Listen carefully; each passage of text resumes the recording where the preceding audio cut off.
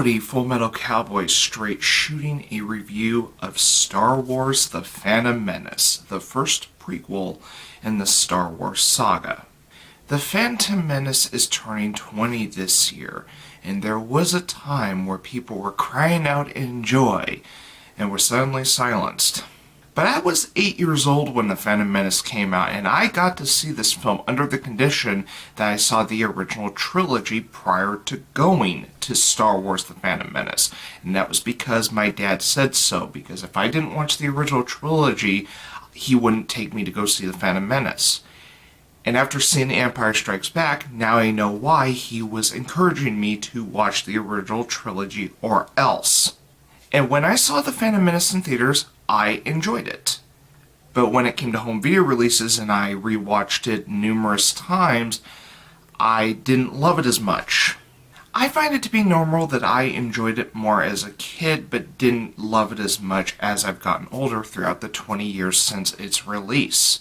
And the first sign of The Phantom Menace was its opening crawl, when we saw words like taxation and trade federation.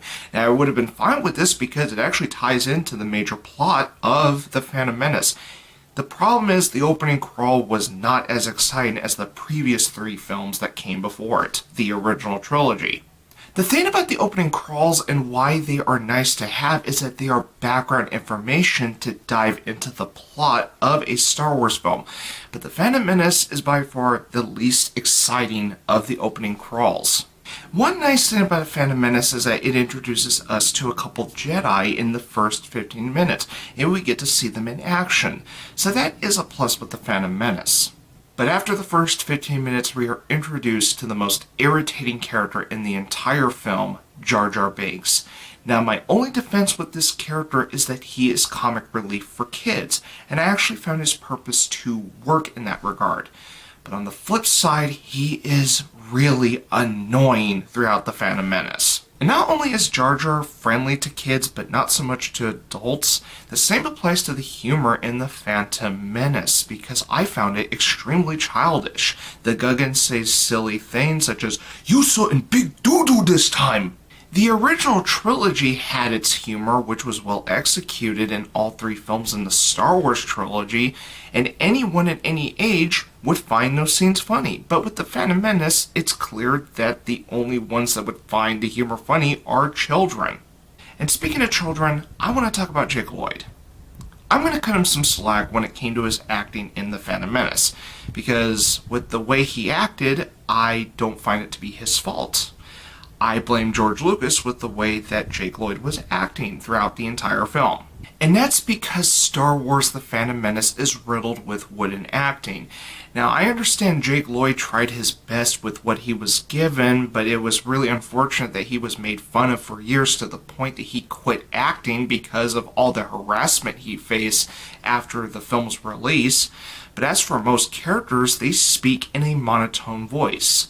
Qui-Gon, Obi-Wan, although he was fine. Samuel L. Jackson was even wooden in Star Wars The Phantom Menace. And the sad thing is that the humorous characters who are irritating to listen to have stand-up performances by those specific cast members than the ones that have monotone acting because of George Lucas's way of directing these actors. And say what you will about Natalie Portman as an actress, but she's boring as hell in The Phantom Menace. Out of all the films in the Star Wars saga, The Phantom Menace is a slow burn. And it does have its moments, such as the pod racing sequence. Now, there is one detail about the pod racing sequence that I did not catch until Chris Stuckman reviewed The Phantom Menace back in 2015, and it regards the cinematography during the pod racing sequence. Here's the clip. Nearly every single shot in the pod race is from the right-hand perspective of the pods, and I would say about 80% of the shots are panning from left to right. Pan from left to right. Left to right. Left to right. Left to right. Left to right. Left to right. Left to right. Thanks to him pointing that out as well as me revisiting The Phantom Menace, yeah, he had a point. The shot composition during the pod racing sequence when it goes left to right is overused.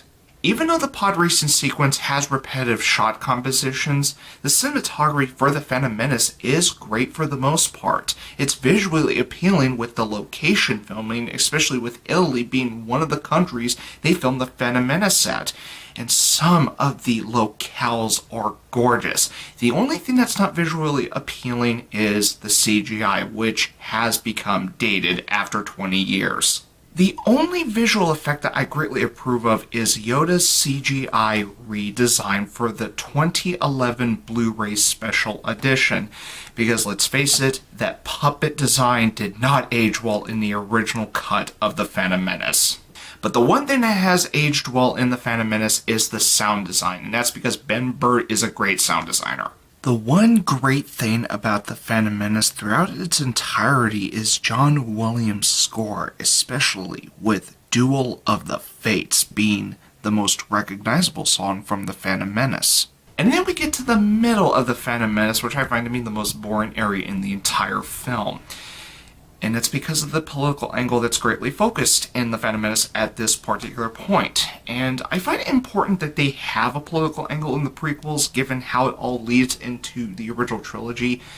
But with the way it's executed, I just could not be invested in the politics that are going on in the Star Wars prequels, starting with The Phantom Menace. And I've seen space operas that have had their own politics worked in their respective stories, such as Legend of the Galactic Heroes and Babylon 5.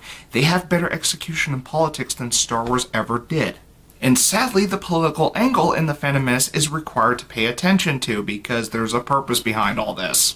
Now, as for the last third of The Phantom Menace, the Gungan droid battle really isn't all that exciting in today's standards, and that's because of the excess of CGI. Some of it could have been practical. But the one thing that is worth waiting all this time for is the fight between Qui-Gon and Obi-Wan versus Darth Maul. Everyone has said this is the best part about The Phantom Menace, and I agree. It is a highlight in The Phantom Menace. Easily the best part about The Phantom Menace. After 20 years, Star Wars The Phantom Menace remains a mixed bag. It's got some good moments, some bad, but overall it is a boring Star Wars film, and given how the previous 3 installments of the Star Wars saga that came before were fun, exciting, dramatic, this is a completely different beast. But you know what? After 20 years, I still occasionally come back to The Phantom Menace as well as the other 2 prequels. But I think we can all agree it's not on par with the Star Wars trilogy. I'm going to be blasting a 5 out of 10 for Star Wars The Phantom Menace. Join me next time on February 4th as I talk about Star Wars Attack of the Clones. Until then, I will be reloading for my next review, so until then, may the Force be with you.